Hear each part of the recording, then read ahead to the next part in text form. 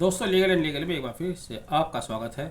इलाहाबाद उच्च न्यायालय द्वारा एक बहुत ही महत्वपूर्ण निर्णय दिया गया है हिंदू विवाह अधिनियम, जिसके द्वारा इलाहाबाद उच्च न्यायालय ने कहा है कि सेक्शन 11 के तहत किसी व्यक्ति की पहली पत्नी उस व्यक्ति द्वारा की गई दूसरी शादी को नल एंड वॉइड करार देने के लिए याचिका दायर कर सकती है।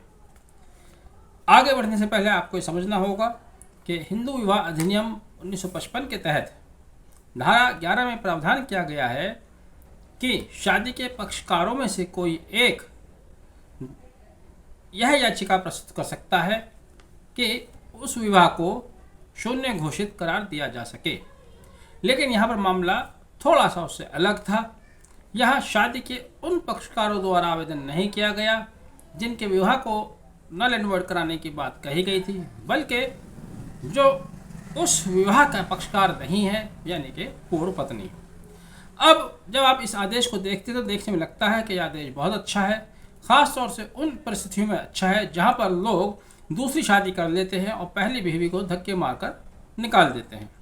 लेकिन जब आप इस आदेश की गहराई में जाएंगे तब आप ये पाएंगे कि आज के दौर में यह आदेश दो धारी तलवार की तरह है। जहाँ ये पहली पत्नी को फ़ायदा पहुँचा रहा है, वहीं कहीं जो दूसरी पत्नी होती है, जो इनोसेंट दूसरी पत्नी होती है, उसको बहुत बड़ा नुकसान भी पहुंचाएगा।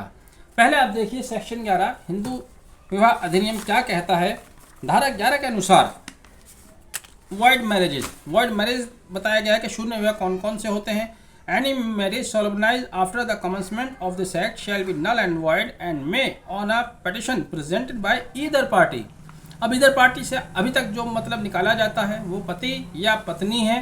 पति या पत्नी के अलावा कोई और शादी को शून्यकरण करने के लिए आवेदन नहीं कर सकता। Present by the either party there to be so declared by a degree of nullity if it contravenes any one of the condition specified in clause 1, 4 and 5 of section 5। Section 5 के अगर कंट्रावेंशन होता है तब कोई एक पक्ष शादी का शून्यकरण करने का आवेदन कर सकता है। आप सेक्शन 5 पर आए। सेक्शन 5 देखिएगा। सेक्शन 5 कहती है condition for a Hindu marriage, a marriage may be solemnise between the two Hindus if the following conditions are fulfilled. First, neither party has a spouse living at the time of the marriage. पहली शर्त यह है कि उसकी पहले से कोई पूर्व पत्नी या पति नहीं होना चाहिए। तो यहाँ पर इस लिहाज से सेक्शन 11 एप्लीकेबल होती है, अर्थात पहली पत्नी दूसरे विवाह को नल एंड वॉइड करार देने के लिए याचिका दायर कर सकती है। दरअसल यह याचिका अपील संख्या 623/2022 जो कि गरिमा सिंह बनाम प्रतिमा सिंह के नाम से इलाहाबाद उच्च न्यायालय के सामने लाई गई थी, जिसमें जजेस थे सुमित्रा दयाल सिंह व जस्टिस विनोद दिवाकर। यहाँ हुआ क्या था, गरिमा सिंह की शादी 2002 में हुई थी राघवेंद्र सिंह के साथ, लेकिन राघवेंद्र सिंह ने 2008 में एक याचिका दायर करी सेक्शन 13 हिंदू मैरिज एक्ट के तहत, यानी कि तलाक की, डिसोल्यूशन की, विवाह डिसोल्व कराने की। उसी के साथ साथ उनकी पत्नी ने, गरिमा सिंह ने, एक याचिका सेक्शन 9 के तहत दायर की। राघवेंद्र सिंह की याचिका खारिज हो जाती है, शादी तो डिसॉल्व नहीं होती, लेकिन सेक्शन 9 के अनुसार न्यायालय उनको आदेश देता है कि 1 माह के अंदर वह गरिमा सिंह को उनके वैवाहिक घर पर ले जाए और वैवाहिक संबंध स्थापित करें। तभी गरिमा सिंह को पता चलता है कि राघवेंद्र सिंह ने किसी और महिला से शादी की हुई है, उसके 2 बच्चे भी हैं और उसने उनके फेवर में कोई विल भी की हुई है। तब गरिमा सिंह उस शादी को नल एंड वॉइड करार देने के लिए उच्च न्यायालय के समक्ष याचिका दायर करती हैं, जिस पर इलाहाबाद उच्च न्यायालय ने कहा कि यह याचिका सही है, मेंटेनेबल है, क्योंकि दूसरी पत्नी ने उसकी मेंटेनेबिलिटी पर प्रश्न उठाया था, जाहिर बात है। अब ये दो धारू तलवार की तरह क्यों है, इसको आप समझ लीजिएगा। दरअसल अर्ली 1980 के दशक की शुरुआत में ये चलन बढ़ गया था कि लोग जब पहली शादी करते हैं तो उनकी बिल्कुल वेरी यंग एज में होती है।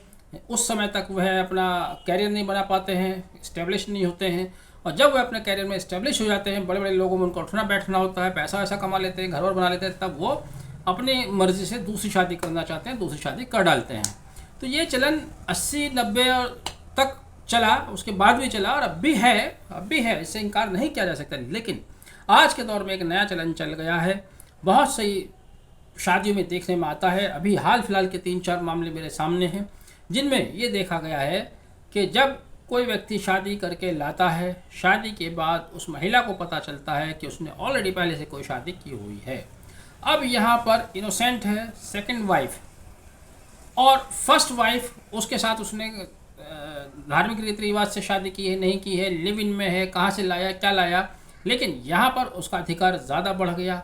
अब वो इलाहाबाद उच्च न्यायालय के इस आदेश को इसको नज़ीर बनाकर दूसरी शादी को नल एंड वॉइड आसानी से करा सकती है, उसको नल एंड वॉइड कराने के लिए याचिका दायर कर सकती है। तो आज के दौर में इलाहाबाद उच्च न्यायालय का आदेश, जिसके शुरू में कहा था, देखने में बहुत अच्छा लगता है, लेकिन अगर आप इसको इस एंगल से देखेंगे तो ये उन इनोसेंट वाइफ्स के लिए बड़ा खतरनाक है, जहाँ पर बिना बताए कोई व्यक्ति शादी करता है, जो कि आज बहुत ही आम चलन देखने में आ रहा है, जबकि ऑलरेडी उसने कोई पहली शादी की हुई है। तो यहाँ पर पहली पत्नी के पास राइट है कि वो दूसरी पत्नी के खिलाफ उसकी शादी को नल एंड वॉइड करार करने की याचिका दायर कर सकती है। लेकिन यही नहीं, ऐसा नहीं है कि दूसरी पत्नी के ऊपर कोई रोक लगा दी गई है। अगर सेक्शन 11 को देखा जाए और सेक्शन 5 को देखा जाए, जिस तरह से जो मंशा हाई कोर्ट के इस निर्णय के पीछे है, जैसे कि उन्होंने स्पष्ट किया है, तो द्वितीय महिला अगर वो इनोसेंट है, पहली महिला को साबित कर देती है कि उसका विवाह गलत है, तो वो भी याचिका दायर कर सकती है, लेकिन ये बहुत ही मुश्किल बात होगी। बहरहाल निर्णय देखने में प्रथम दृष्टया अच्छा लगता है, लेकिन उतना अच्छा है नहीं। अब देखते हैं भविष्य में इसका किस तरह से प्रयोग या सदुपयोग या दुरुपयोग होता है। आपने वीडियो आखिर तक देखा, thank you, have a nice day.